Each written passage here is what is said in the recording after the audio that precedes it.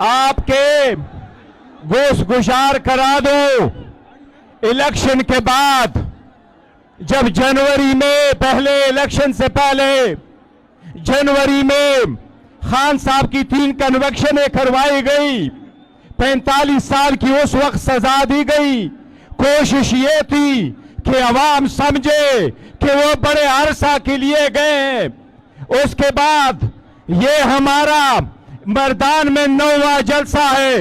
हर जलसा एक से बढ़कर एक है, और अगर खान की काल आई तो इससे 10 गुना लोग बाहर निकलने को तैयार होंगे इंशाअल्लाह। खान साहब को नाहक जेल में रखा गया है। बुशरा बीबी का तो शहाना के साथ दूर दूर तक कोई ताल्लुक नहीं है। न उसने गिफ्ट लिया है, न उसने उसके पैसे दिए हैं, न उसने उस गिफ्ट में कभी नाम था। ये फकत सियासी बेबुनियाद केसेस है। हमने हमेशा से खान साहब के हिदायत के मुताबिक इस मुल्क के साथ मोहब्बत की है और मोहब्बत करेंगे। मई 2025 में जब पाकिस्तान की आवाज आई तो खान साहब की हिदायत यही थी, हम मुल्क के साथ है, हम पाकिस्तान के साथ है।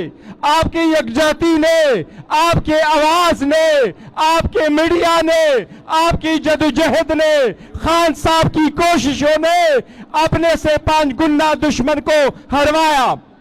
मुज़ाकरात की बारी आई, हमने इस रोल को अप्रिशिएट किया।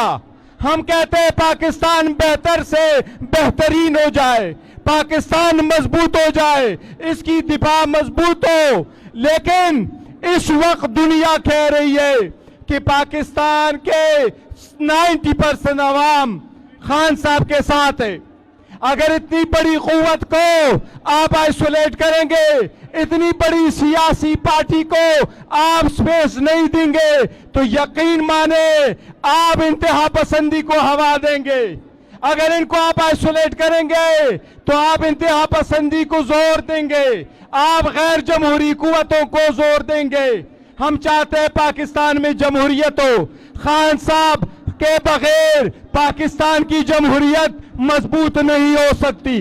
हमारा मुतालबा है खान साहब को जेल शिफ्ट किया जाए। बुशरा बीवी की आग की सिचुएशन दुनिया के सामने हम मुतालबा करते हैं, उसको भी हॉस्पिटल शिफ्ट किया जाए।